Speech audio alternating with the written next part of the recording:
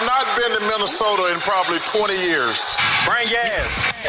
Welcome to Flagrant Howls, a Minnesota Timberwolves lifestyle podcast.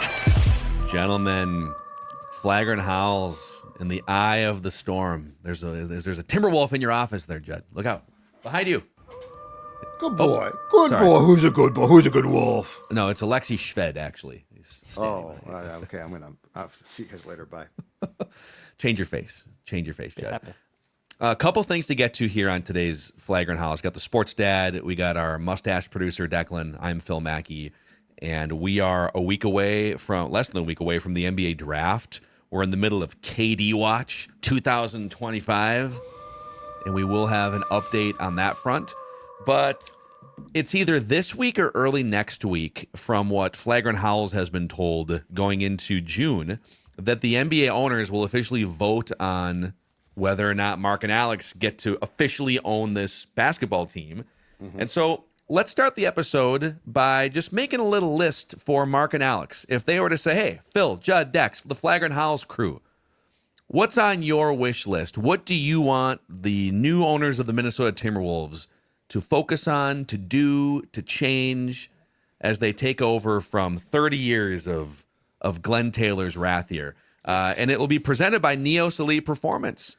So if you're an aging athlete looking to get back into your glory years, maybe Neos Elite Performance can help you, Judd. Yep. So if you once loved to play basketball or go golfing and now the knees or the back are too sore, guess what? Neos Elite Performance is going to help you get back on track. How are they going to do it?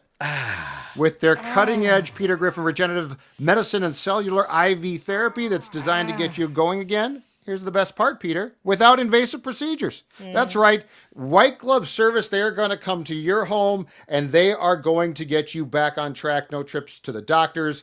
What there is going to be is relief from that pain, that suffering that has stopped you from doing what you love. Also, reference our flagship show, Purple Daily, and get $500 off. That's right, $500 off a cellular IV therapy treatment. No surgery, no downtime, just results. NeosElite.com, Neos Elite.com. All right, so if Marc and Alex came to you guys and said, hey, trusted people of Flagrant Howls, the stewards of this Timberwolves fan community, we come to you humbly. We come to you seeking advice and seeking guidance out of the 30 years of Glenn Taylor's terrible ownership. Yep. What would you like to see out of the new majority owners of this basketball team, assuming that this thing gets finalized here in the coming days? First of all, I'd like to throw some bouquets their way already because, and I think this is actually one thing that caused friction in the transition period between Glenn and Marc and Alex.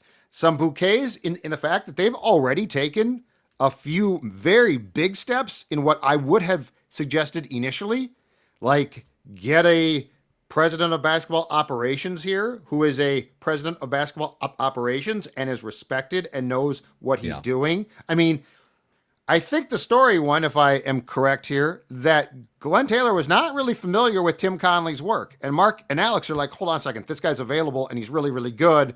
Yeah. And that was absolutely correct. So just, some bouquets here because they have, I think from a basketball op standpoint, they have already started, and where Glenn, I think, bristled was they got credit for it, which, by the way, they deserved. And then Glenn's like, oh, hold on. This is a transitionary period. I'm the one who knows what he's doing. And they're like, no, you really don't. But I think the one with the absolute top one now is a building. Yeah, real quick. Yeah, let's come back to the building thing in a second. Just find a dude at Pobo is like they did. That's a huge thing on the checklist, and they did it. Yeah. And I know that Tim Connelly's contract has an out this summer. He had one last summer. He pushed it back a year, I think, just to see what the ownership situation was going to be. By all accounts, including Tim Connelly, straight from the horse's mouth, he has grown to really like it in Minnesota. They've built something that's on the verge of a championship. I also feel like he might have a little, not regret about taking the Wolves job, but maybe some regret about the timing of taking the Wolves job, because he spent a decade building that Nuggets team into a championship caliber team. Second round pick Nikola Jokic, probably the greatest second round pick in the history of the NBA. The peripheral pieces. He takes the Wolves job And then I think it was Calvin Booth stepped into the Pobo role in Denver. Fired, yes. Made a couple little, bring in like was it Caldwell Pope? And there's a couple little tweaks. But it was the bones of Tim Connolly's blueprint. And Tim would say, well, there's a lot of people involved, and obviously Mike Malone at the time before he had a falling out with that roster. But he left the Denver Nuggets a year before they won the championship. So he only gets peripheral credit. He doesn't get an actual ring for that. Yep. And now here's another team that you've put together that is banging on the door, back-to-back Western Conference Finals trips. And yeah, there's other teams that would love to see Tim Connolly opt out, give him a bag of cash to build something else. But do you want to leave a second organization on the doorstep of a championship before you get the full credit? So I feel like he's in it at this point with the Timberwolves. If Glenn had won the arbitration case, I think the answer is a yes. Yeah. But the guys that hired him, pursued him, convinced him are going to get the team, it certainly looks like. So I think, and to be very, very fair here to Glenn just a little bit, Gerson Rosas, who sounds like he was awful to work for and certainly did some things that were out of bounds as far as the workplace environment goes, Gerson Rosas did do some really good things too. So Chris Finch was his guy. So, but it felt like it feels like, and I think it's true, the Wolves have become a professional basketball run or organization, which is something that they were hit and miss on. And, Flip, for all his good intentions, was going to run the entire show. And I don't know that in 2025, with all of the moving parts, especially because you're the coach and then you got to trade players, it's a lot. So credit to them that they made probably the most important move very quickly by getting Conley, and it probably made Glenn mad, but that's too bad. Mm-hmm. So one thing I want the ownership to do, and this is maybe more of a cautionary tale than it is like just don't completely do this or put the right people in charge like they've done with Connolly. Let's go back to being a Phoenix Suns fan in 2021. You're in the NBA Finals. You're up 2-0. Remember that series? They started 2-0, and then they lost 4 straight to Milwaukee. And then you get Matt Ishbia in, who I know now Twins fans know from his brother Justin Ishbia. Matt Ishbia comes into the Suns. Okay, so the Suns team is 6 months removed from being up 2-0 in the NBA Finals, looking for an NBA championship. And the next season was, still fine for them. They went to 7 games in the semis. But since then, and how much influence does Matt Ishbia have on this decision? Since he has taken over the Suns have had Monty Williams, Frank Vogel, Mike Budenholzer, Jordan Olt. They're on their 4th head coach in not even 4 years of ownership. Yeah. And if you're a Suns fan and you saw that and you saw, hey, we were so close to an NBA championship. We made a splashy move for Durant. I just want the ownership to sometimes get out of the way. I'm not, and by the way, there is a world, there's a total world that a year from now, that maybe we are talking about a new head coach with the Timberwolves. Like I personally like Chris Finch. I wouldn't like to punt on him, but there's a world where Chris Finch 1 year from now is not the head coach of the Wolves. That's a reality. But what I don't want to see happen is them just completely put their thumb onto everything and we're just firing and paying coaches buyouts, and that's that's the opposite of stable. Yeah, Declan just nailed the number one thing on my list too. So I won't he laid it all out perfectly. But I literally had on my list here, let Tim Connolly cook, stay out of the way, don't get impatient and meddle like the Suns and the Knicks ownership. And you can lump James Dolan in now too with the Knicks. It's like, okay, maybe Tibbs isn't the perfect coach, and yeah, he does have a shelf life. But what are you doing? You literally just went to the doorstep of the NBA championship, the NBA Finals, and now you're going to – it's not only firing Tibbs, it's not having a ready-made replacement. Okay, hey, this looks weird. We're firing Tibbs. But you'll see we've got this plan in place here. We already had the deal with Jason Kidd done. It's ready, and he's our guy or something, right? For them to get to get turned away by 6 organizations. So back to tie it back in to Declan's point, find a Pobo. They did. Let him cook. Right. And obviously, Marc and Alex have throughout their careers as businessmen, and Alex with his career in sports and baseball, they have input, and I would definitely want them to give that input. But generally, You pay luxury tax as needed.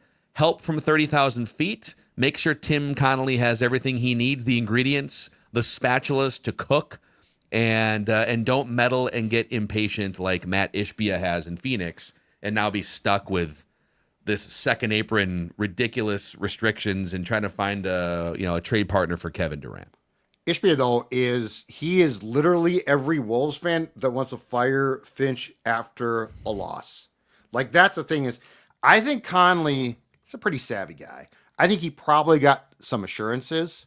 Now, A-Rod might be emotional about things at times. I think Laurie is probably, because of how his career tracks, more of a guy that enjoys being involved, is involved, but is more, and total guess on my part, Wilf-like. Like, the Wilfs do a really good job. They're super involved, but they do not make decisions. It seems to me like if you convince Tim Connolly to come here, and then Tim Connolly elects to continue to work for you, that your track record is, hey, you know what? We didn't like this. And Connolly's like, okay, but here's why it's fine. Matt Ishbia is a fan. And that's the worst part. Like, when you are just an emotional fan. Because, I mean, seriously, Chris Finch has been fired here by the fans probably about 6 times. Mm-hmm. So, like that. So I think that I think that they have proven that they are willing to let Conley basically run basketball ops, which is why really at the end of the day too, because it feels like basketball ops now is in really good shape. At the end of the day, I think the most important thing is what they do around that business wise. Yeah, well, and you know what? Just to take Marc Lore's sort of pillar core values or words back 4 years ago when this plan came into place to own this team, and he talked about, I think it was 3 core pillars. It was vision, capital, so money, and people. And the vision being, we want to be a championship basketball team. Okay. We need to, in any given order here, we need to find people that run the operations. There's business operations, but then like the basketball operations are the heartbeat of that. Because if you don't have a well-run basketball ops department, you're not going to win many games. Right. Fans aren't going to pour into the arena. You're not going to win a championship. You're not going to be able to make a bunch of money as billionaires, whatever. And then so people, and then capital. So I would say transitioning from the end of the Glenn Taylor era into the A-Rod and Laurie era, they're doing pretty well in all 3 of those categories. Vision, compete for championships. Mm-hmm. All right. And they're not, if Chris Finch talks about it, Tim Connolly he said 2 weeks ago at his press conference, hey, when you're one of the Final Four teams, you can win a championship. He's talking about championships. So that's part of the vision. In terms of capital, the Wolves had, I think, the second most expensive team in the league last year, and Glenn greenlit that as the primary owner. I think semantically, Marc and Alex pick up the check now for like $90 or $100 million in luxury tax. Not sure exactly, but like if you want to compete, the Celtics, second apron when they won the championship, the Suns were going for it and failed, but it can get really expensive. Now the Thunder have done such a good job with young players and less than max contracts. They're kind of doing it perfectly, which is not spending nearly as much money in the luxury tax and still about to win a championship. Right. And then people, Tim Connolly, Chris Finch, Anthony Edwards, those 3 guys have been the core of getting you to the doorstep of the NBA Finals. The arena thing. Yeah. So let's go back to Judd here. You brought up the arena thing. It's the second oldest arena in the NBA, next to only Madison Square Garden, which has been completely redone for millions and millions. So it is the worst building currently in the entire league. It is I mean, there are more seats upstairs than downstairs, which is an incredible thing because they thought we can sell more cheap seats. It's like, okay, 35 years ago. Yeah. Yeah. And you're not going to maximize the suites have been redone. And this is where at the end of the day, part of the problem with Glenn too was, and I'm sure that there are some folks that would push back on what I'm about to say, but Glenn Taylor did not run the business of the Timberwolves well at all.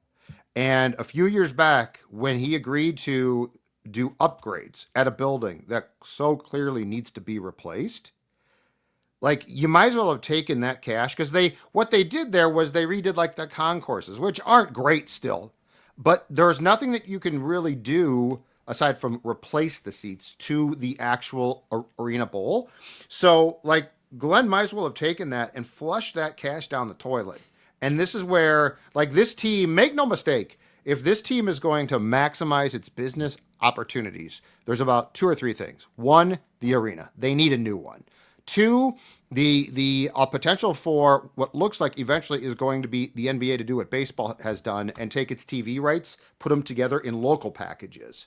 That's going to become incredibly important, and the NBA makes a lot off of that. So I really do think that Laurie and A-Rod are charged far more because they're the business guys with running the business operation. And the business of the Timberwolves has improved a lot, but I bet they would tell you it's not even close to being maximized. Yeah, I mean, there's you hit on kind of the two. Well, I guess the two biggest business pillars are the arena and all the revenue that you generate from the arena. But then there's also like the media side of it, and some of the media side of it is just this huge chunk of national TV rights revenue that comes in. They've got their NBC deal, Amazon. They've got their ESPN deal, all that stuff. But yeah, locally, it's a smaller chunk of revenue, but it is really uncertain what the local heartbeat of Timberwolves broadcasts and telecasts and content around that looks like compared to maybe 10 or 15, 20 years ago. And there's been some rumblings that, because A-Rod comes from his New York Yankees background and it's a totally different market and beast, but they've got the Yes Network, and the Yankees have had a percentage ownership of the Yes Network, and they run and simulcast a bunch of content. It's kind of like a 24/7 sports network. And, like the Twins have moved off of that type of platform and into just, hey, it's MLB TV, and when the game starts, the channel goes live. So are they going to opt for, like the Wolves, more of a minimalist strategy to their local media where, all right, here's where you can find the games and only the games and maybe a pregame, postgame? Or do they opt for something bigger like a local sports multi-platform situation that they have with some of the New York and big market properties? So the Wolves and like 12 teams are going back to FanDuel. The Wolves had an option in their contract to either break or go back to FanDuel. And the reports are that the league told the Wolves and these teams, go back for a year. We're trying to put together a league-wide distribution package. Love that. So like create what the Twins have, but they're going to get, I think they have the ability to get almost, if not all teams involved. And there's not nearly as much conflict when it comes to local TV and teams as there is in baseball. So I think what this is a waiting game for the league itself to launch a platform that gives you the local games. And plus, the one thing that Twins TV has been great for is streaming. Like, we bitched about that for how long? And now, get your phone, go to a restaurant, stream the game, right? Mm-hmm. So I do think that the league is going to solve that. I do think that the rights fees are going to be good.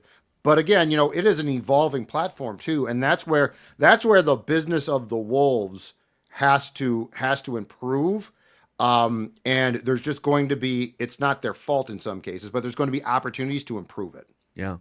I would say my last thought on the arena, and then I'll throw another one at you guys here for sure. This is our Marc and Alex. You guys, just make sure you got your pen, your paper here. These are very important things on behalf of Timberwolves fans, the city. But I would say they could hit a huge public relations home run if they found a way to privately finance this arena. There's a lot of fatigue from way before these guys showed up, going back 20, 25 years.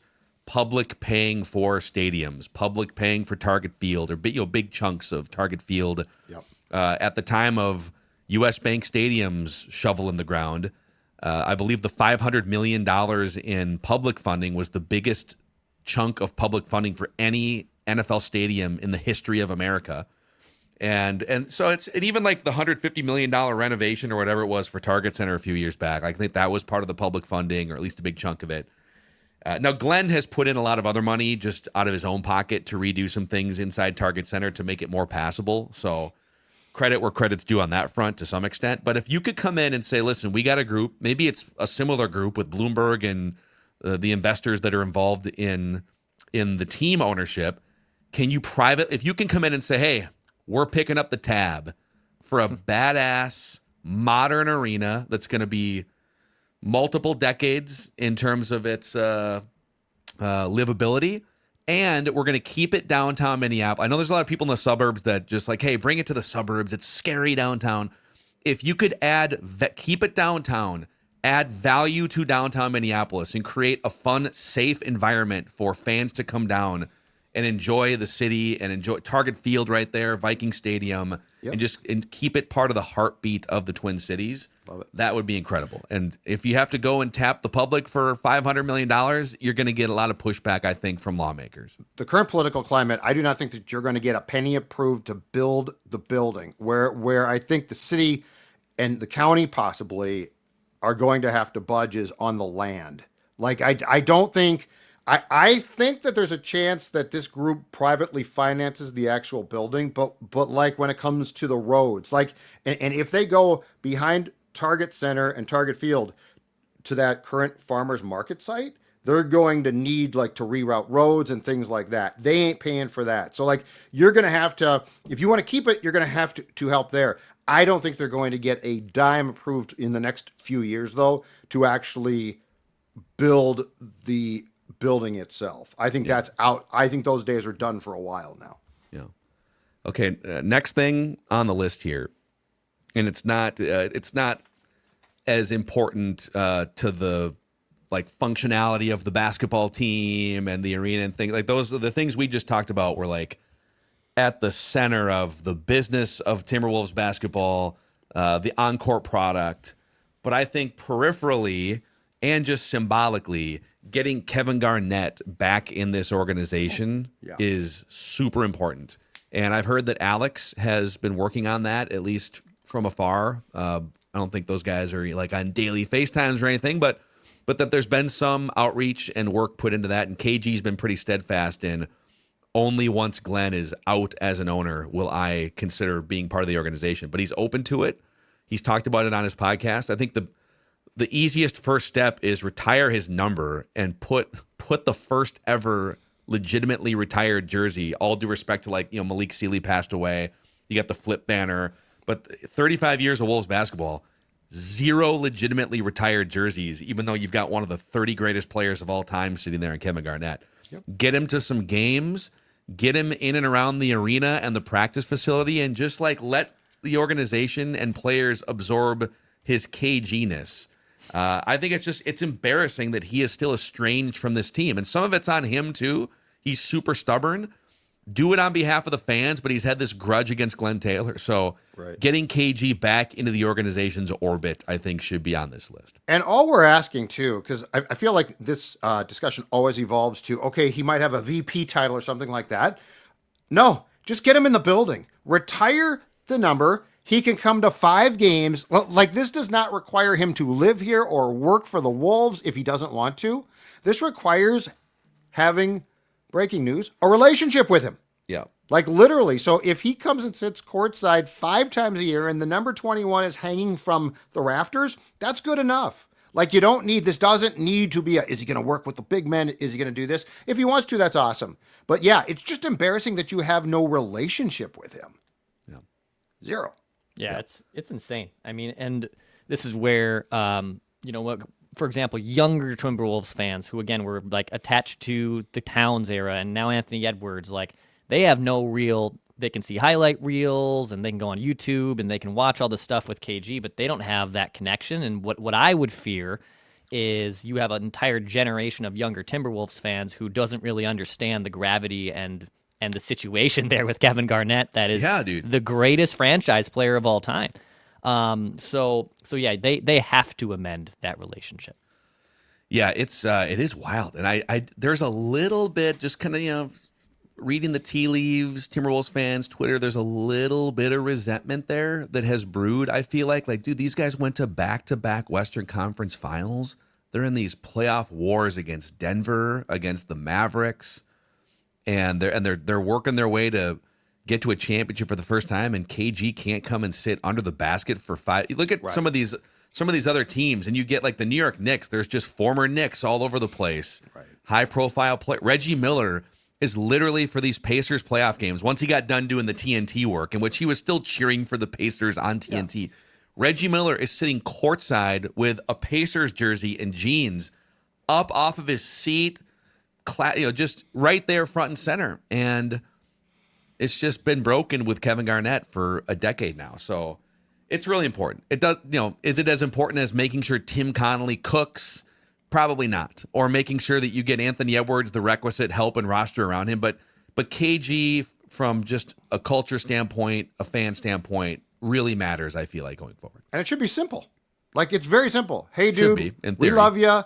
Glenn doesn't own the team. We're going to hang 21 from the rafters, and you can come to all the games that you want, and we'll show you on the big board. Like, it's that simple. Like, and I do think that gets done.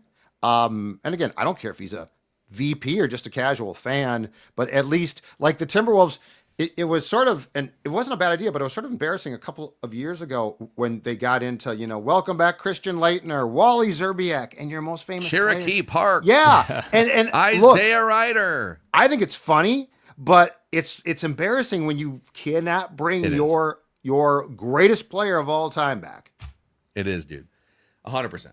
So, any other little things that I think we hit on the big things there, but on this, before we laminate this list and print off copies to hang around the new offices inside the Wolves facility, I think those are the big ones. I think those are, yeah. The only thing too is the arena. There is a conversation, because this has become the thing now, and it's pretty cool, is to build an arena that has a district around it. Yeah. I mean, Like the the Bucks Deer- did that a few yep. years ago. Yep. Yep. So, like, it becomes a party.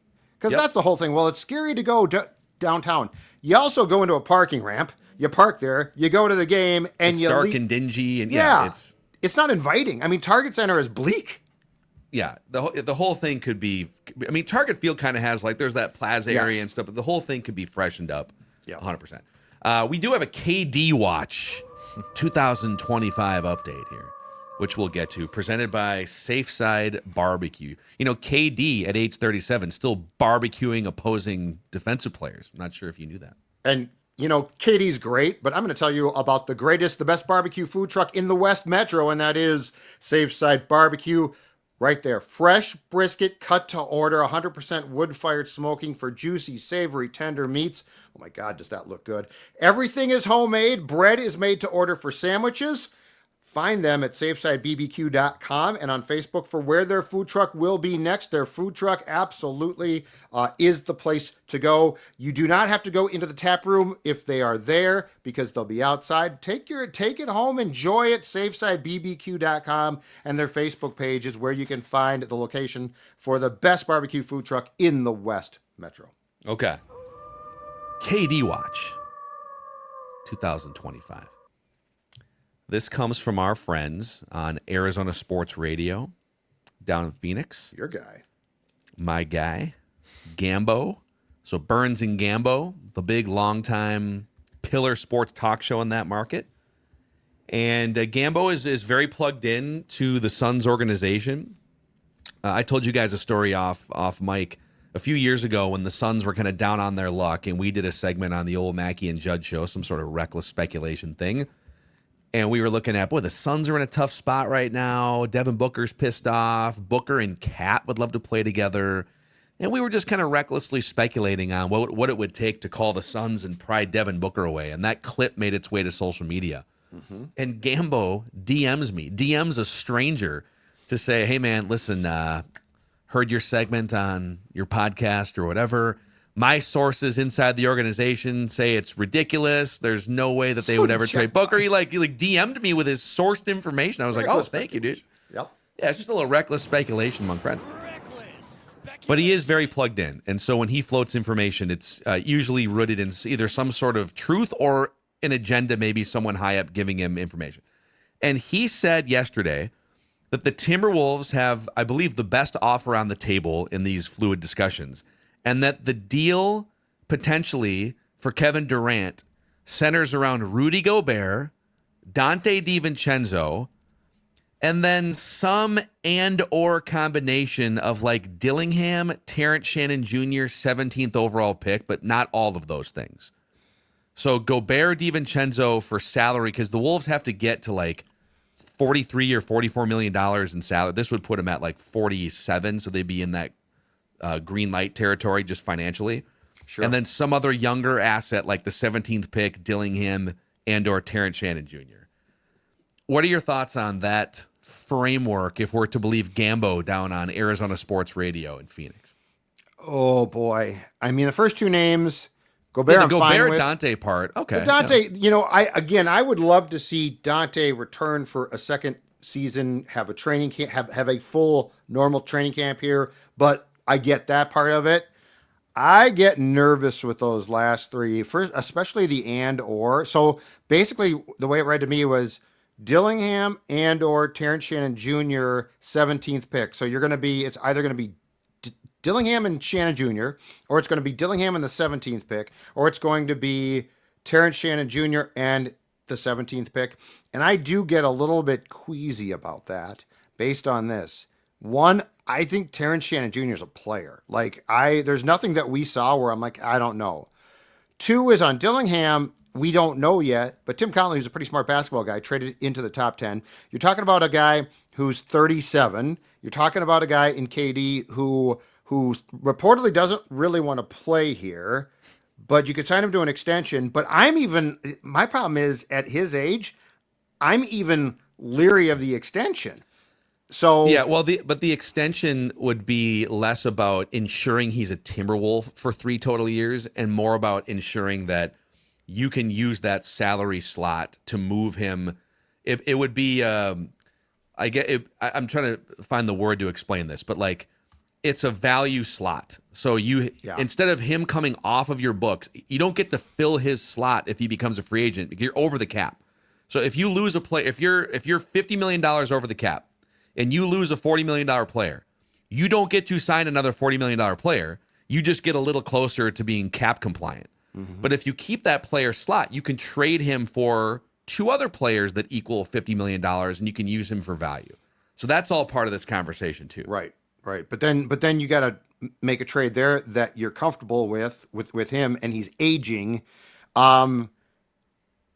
Honestly, if that's the price, and let's say it's at least 2, and the 17th pick I don't mind trading, but if they want Shannon or Dillingham and or both, and let's say they take the 17th pick out, I'm not doing that trade. So I'm not going to trade Dillingham and Shannon. And Shannon, I have reservations about trading him. Period.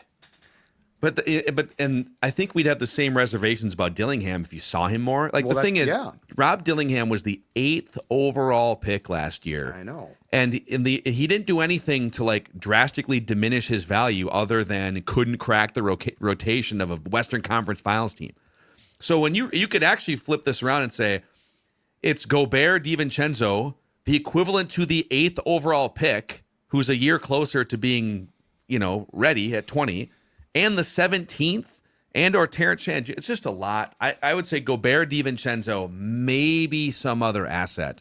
And I might be more willing to give up the 17th pick than Dillingham or Shannon because Dillingham and or Shannon Jr. are closer to contributing to the current Timberwolves, I feel like, than an unknown, maybe younger commodity in the 17th overall pick. Yes.